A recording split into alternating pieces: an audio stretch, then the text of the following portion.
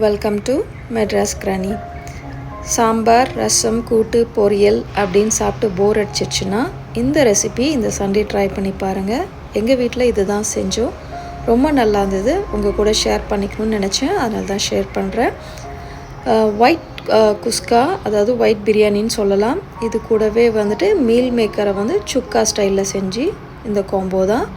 வாங்க இதை எப்படி செய்யுதுன்னு பார்க்கலாம். இதுக்கு குக்கரில் 1 டீஸ்பூன் அளவு நெய், 2 டேபிள் ஸ்பூன் அளவு எண்ணெய் சேர்த்துக்கோங்க. சேர்த்துட்டு இதெல்லாம் நல்லா சூடான பிறகு பிரியாணிக்கு தாளிக்கிறதுக்கு பிரிஞ்சி இலை, பட்டை, கிராம்பு, ஏலக்காய், அன்னாசிப்பூ இது எல்லாத்தையுமே சேர்த்து நல்லா வதக்கி விடுங்க. இதெல்லாம் வதங்கினதுக்கு அப்புறமேல் பிரியாணியில் ரைஸ் சாப்பிட்றப்போது நடுவில் வந்து கொஞ்சமாக இந்த முந்திரி பருப்பு வறுத்து போட்டிங்கன்னா சாப்பிடும்போது நல்லா க்ரன்ச்சியாக கிடைக்கும்.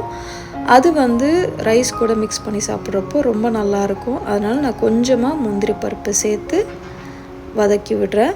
இதெல்லாம் வதங்கினதுக்கு அப்புறமேல் ஒரு பெரிய வெங்காயத்தை நல்லா நீளமாக கட் பண்ணி மெலிசாக கட் பண்ணி சேர்த்துக்கோங்க. ஒரே ஒரு பச்சை மிளகாயும் சேர்த்துக்கோங்க.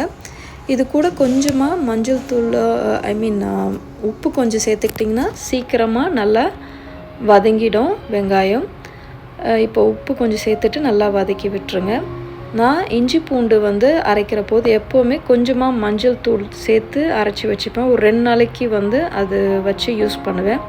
ஸோ அந்த மாதிரி அரைச்சி வச்சுருக்கிற இஞ்சி பூண்டு பேஸ்ட்டையும் ஒரு 1 டேபிள் ஸ்பூன் அளவு நல்லா சேர்த்துக்கோங்க. சேர்த்துட்டு நல்லா வதக்கி விடுங்க.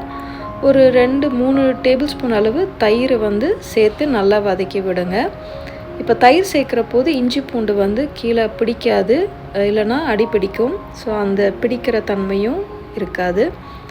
ஒரு பெரிய தக்காளியை வந்து இந்த மாதிரி நீளமாக நறுக்கி கொஞ்சம் பெருசாகவே நறுக்கிக்கோங்க.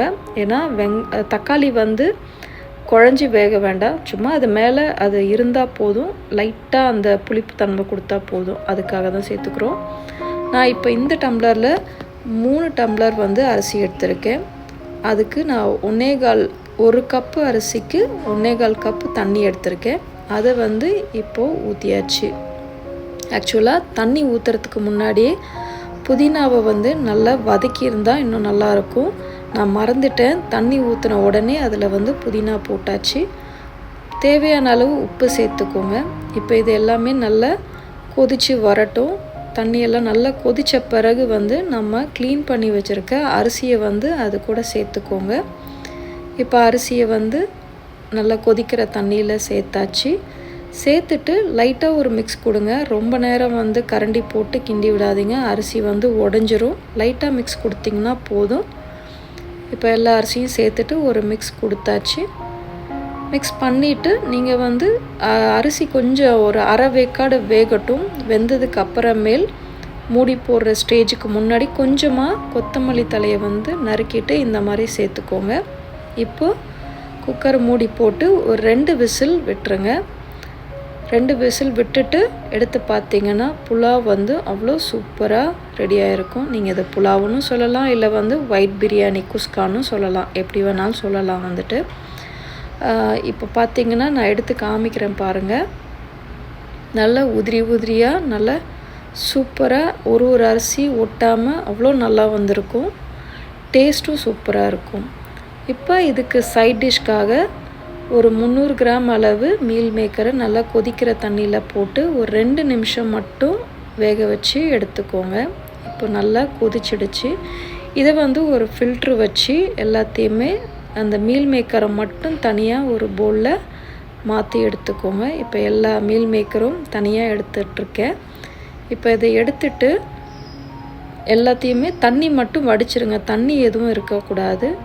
இது கூடவே வந்துட்டு நீங்கள் டேப் வாட்டரில் வாஷ் பண்ணிடுங்க. நல்லா தண்ணி ஊற்றி இப்போது டேப் வாட்டரில் ஊற்றியாச்சு. ஊற்றிட்டு நல்லா கைகளால் ஸ்க்வீஸ் பண்ணி அந்த மீல் மேக்கரை எடுத்து வச்சுக்கோங்க. ஒரு 2 தடவை இந்த மாதிரி நல்லா பிழிஞ்சு எடுத்து வச்சுக்கோங்க கழுவிட்டு. இப்போ நம்ம மீல் மேக்கரெல்லாம் கழுவிட்டு ரெடியாக எடுத்து வச்சாச்சு. இதுக்கு வந்து மசாலா கோட்டிங்காக வந்து இஞ்சி பூண்டு விழுது சேர்த்துருக்கேன். காஷ்மீரி மிளகாய்த்தூள் 1 டேபிள் ஸ்பூன், மஞ்சள் தூள், தேவையான அளவு உப்பு, இது எல்லாத்தையுமே நல்லா அந்த மீல் மேக்கரில் ஃபுல்லாக கோட் ஆகணும். உங்கள் கைகளால் பண்ணி விடுங்க. ஸோ அப்போ வந்து நல்லா எல்லா பக்கமும் கோட் ஆகும். தேவைன்னா லைட்டாக தண்ணி தெளிச்சுக்கோங்க. மூடி வச்சு ஒரு 10 நிமிஷம் அப்படியே இருக்கட்டும். இப்போ இந்த மசாலா எப்படி செய்யறதுன்னு பார்க்கலாம். ஒரு கடாயில் 1 டீஸ்பூன் அளவு எண்ணெய் ஊற்றிக்கோங்க. உங்களுக்கு சோம்பு பிடிக்கும்னா கொஞ்சமாக சோம்பு தாளிச்சுக்கோங்க. பூண்டை வந்து இந்த மாதிரி சின்ன சின்னதாக செத்தி வச்சுருக்கேன். அதே மாதிரி இஞ்சியும் குட்டி குட்டியாக நறுக்கி வச்சுருக்கேன். அதையும் இது கூட சேர்த்துருங்க. சேர்த்துட்டு நல்லா வதக்கி விடுங்க. ஒரு 2 நிமிஷம் நல்லா வதங்கட்டும். வதங்கினதுக்கு அப்புறமேல் கருவேப்பிலை கொஞ்சமாக சேர்த்துக்கோங்க. கருவேப்பிலை சேர்த்துட்டு அதே போல் வெங்காயம் வந்து ஒரு மீடியம் சைஸ் வெங்காயம் வந்து நல்லா நீளமாக நறுக்கி சேர்த்துக்கோங்க. அது கூடவே 2 பச்சை மிளகா, தேவையான அளவு உப்பு சேர்த்துக்கோங்க. இது எல்லாத்தையுமே சேர்த்து கொஞ்சம் வெங்காயம் வந்து நல்லா வதங்கட்டும். வதங்கினதுக்கு அப்புறமேல் ஒரு மீடியம் சைஸ் தக்காளியை வந்து இந்த மாதிரி ரொம்ப குட்டியாக நறுக்கணும்னு அவசியம் இல்லை, ஓரளவுக்கு நறுக்கிட்டு அதை சேர்த்துக்கோங்க.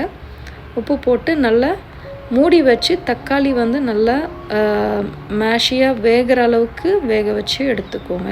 இப்போ நான் மூடி போட்டு ஒரு 5 நிமிஷம் நல்லா குக் பண்ண விட்டாச்சு.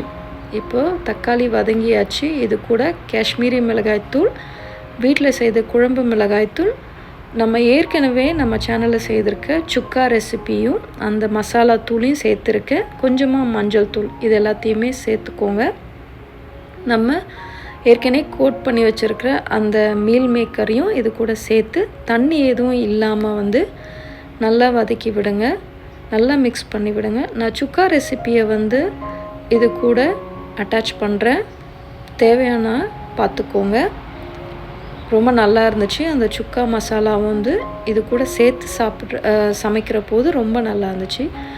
இது ட்ரை ரெசிப்பியாக தான் நான் செய்கிறேன். அதனால் கொஞ்சமாக நான் தண்ணி ஊற்றி தான் நான் வேக வைக்கிறேன். உங்களுக்கு கொஞ்சம் கிரேவியாக வேணும்னா நிறையா தண்ணி ஊற்றிக்கோங்க. கொஞ்சமாக தண்ணி ஊற்றி ஒரு 4-5 நிமிஷம் மூடி போட்டு நல்லா வேக வச்சு எடுத்துக்கோங்க.